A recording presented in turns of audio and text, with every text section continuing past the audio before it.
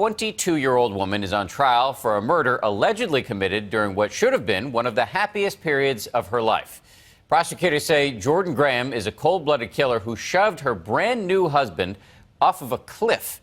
She, meanwhile, is mounting a rather unusual defense. Here's ABC's Ryan Owens with our series, Crime and Punishment. Only two people know what happened atop a cliff at one of this country's most picturesque national parks. One of them is 25-year-old Cody Johnson. He's dead. The other, his 22-year-old bride, Jordan Graham. Do you want to say anything about how the trial's going so far? The trial has become something of a tabloid sensation, and why not?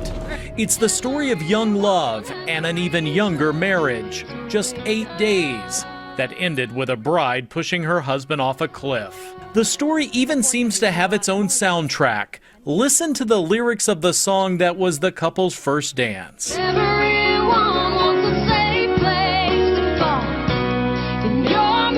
The song called You're Mine, written by Elizabeth Shea at the request of a woman who prosecutors say murdered her husband a week after saying I do. So how did Till Death Do Us Part end up as death at the bottom of this cliff? When Cody told me that he was going to propose to Jordan, I wasn't real supportive of it because I didn't feel like they had a strong relationship. He said basically this is what he wanted to do. He wanted our support, but I did have conversation with him saying that I think he should, reconsider. Cody's best friend Cameron Fredrickson testified today. In fact, for the last 3 days, Cody's closest friends have lined up to testify against the woman they never wanted him to marry. But in their quest to prove Jordan committed first-degree murder, prosecutors have turned to some surprising witnesses. Jordan's maid of honor. Tell us what it was like to see her. Even her teary-eyed stepbrother. FBI agents say on July 7th, Jordan shoved her new husband face first off this cliff and into a stream at Montana's Glacier National Park. The medical examiner says he found no sign of a wedding ring on Cody or in the water. Prosecutors believe she blindfolded him and pushed him with both hands. Her motive?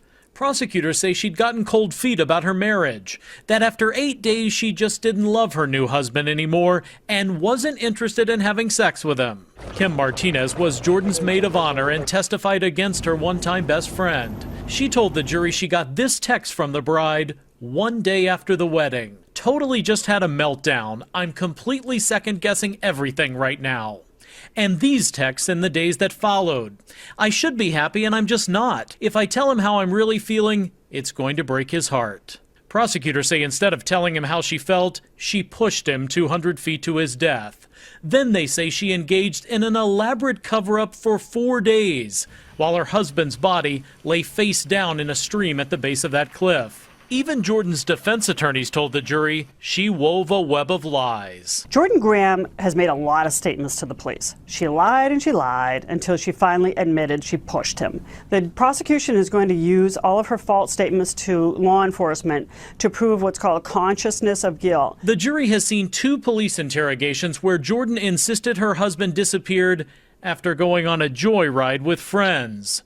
Jurors have read an email Jordan allegedly sent herself from a fake account, pretending to be a friend of Cody's.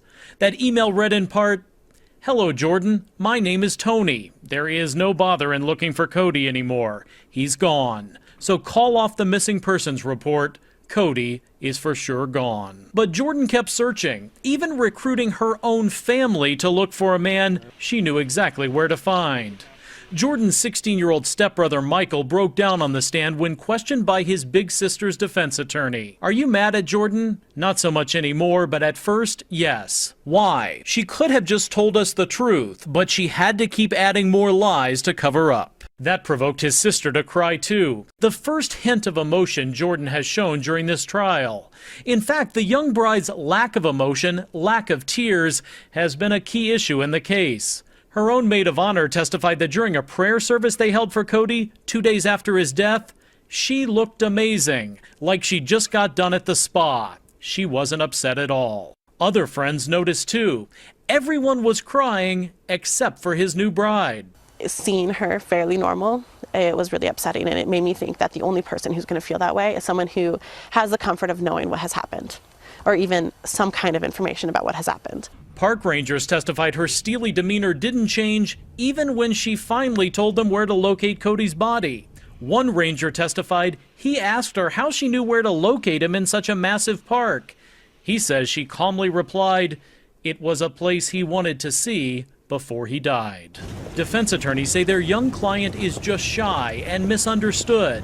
They say what happened on top of that cliff was a horrific accident and nothing more. The government, has to prove beyond a reasonable doubt that she premeditated this and that it was with malice aforethought. In their opening statement, Jordan's lawyer told this jury the young bride pushed her husband in self-defense, that Cody grabbed Jordan's arm during an argument and she just pushed him away. They say all the lies that followed were just sophomoric attempts to cover up because she was afraid no one would let her explain what really happened.